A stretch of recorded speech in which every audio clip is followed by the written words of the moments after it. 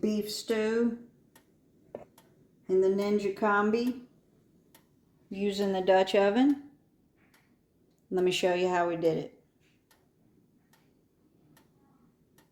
Used it, and what I'm doing here is just a little beef stew that I'm going to slow cook. I'm going to put this on sear saute, and I'm actually going to put that on high 5. I'm going to put that Dutch oven in there so it can be preheating while I'm cooking the rest of my vegetables. So I'm going to put that right in there. And I'm going to start it on high, heating up, while I chop up the rest of my vegetables. So that's been heating up right at 5 minutes. And I'm going to take that out. Avocado oil in the bottom of that Dutch oven. And I have some stew meat. This is about a pound of stew meat that I've salt and peppered and dusted with a little flour. And I'm going to put those pieces of meat in there to brown.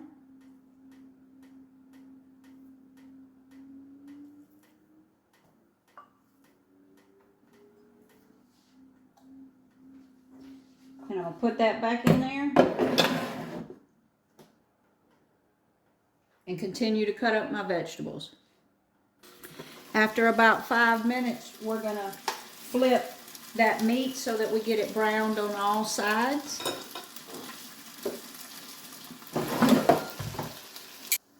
So we're just going to flip that all around to make sure we get, and you could probably just dump all of these ingredients in and let it slow cook and it would be fine, but we want to add as much flavor to it as we can.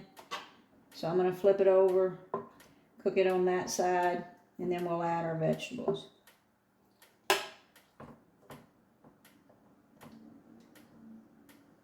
So let's cook it a few more minutes. Still on that sear function.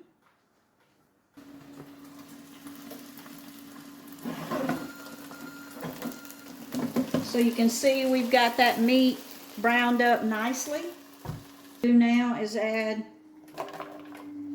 my celery and onion. That's about 1 medium onion and a stalk of celery. And I did go ahead and salt and pepper those vegetables so I wouldn't have to do it once they were in the pan. And I'm going to let them cook for about 2 minutes before I add everything else. And then I'll add the rest of my vegetables. I'm just going to go right back in there on the sear function and let it cook for about 2 to 3 minutes. So we've let those vegetables cook just a few minutes. And you can see they have softened up. And I'm going to go in with the rest of my vegetables. And what I've got is 1 container of sliced mushrooms, about 3 medium potatoes, and about 2 carrots, and about 3 cloves of rough chopped garlic. And I'm going to stir that all around.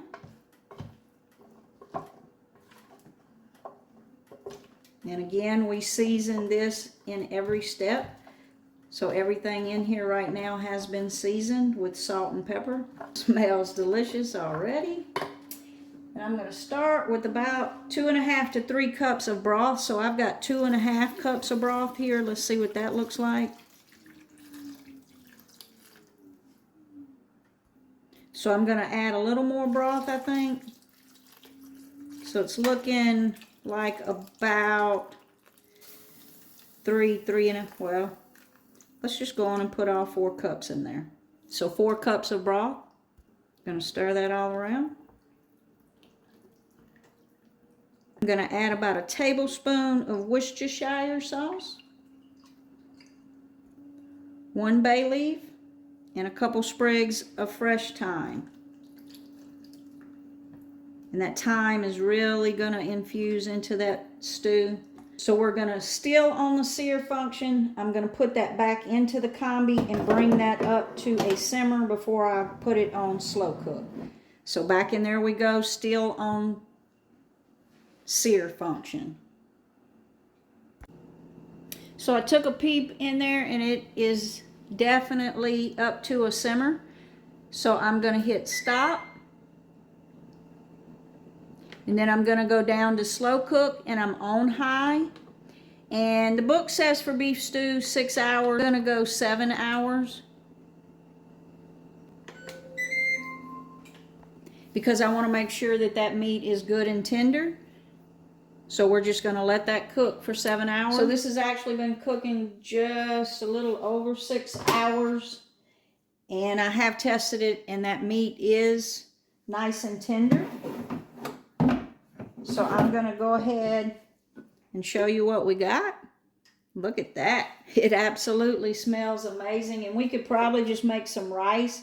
I would probably just serve that over rice myself. But what I've got here is I've mixed in about a cup of water here. I got a little over a tablespoon arrowroot powder. You could use cornstarch, but I'm just going to pour that in.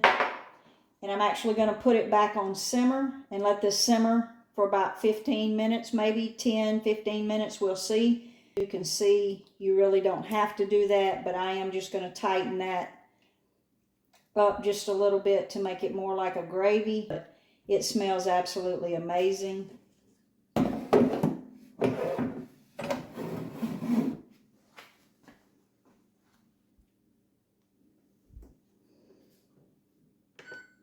And we're going to hit stop.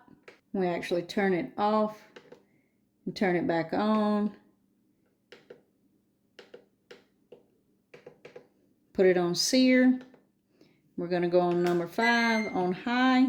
And like I said, I'm going to let that just on the sear function just to thicken that up a little bit. I had to actually turn that temperature down to 3 instead of 5 because it was simmering. It was actually boiling instead of simmering, so I turned that down to 3. So let's take a look at that. That's been simmering for about 20 minutes.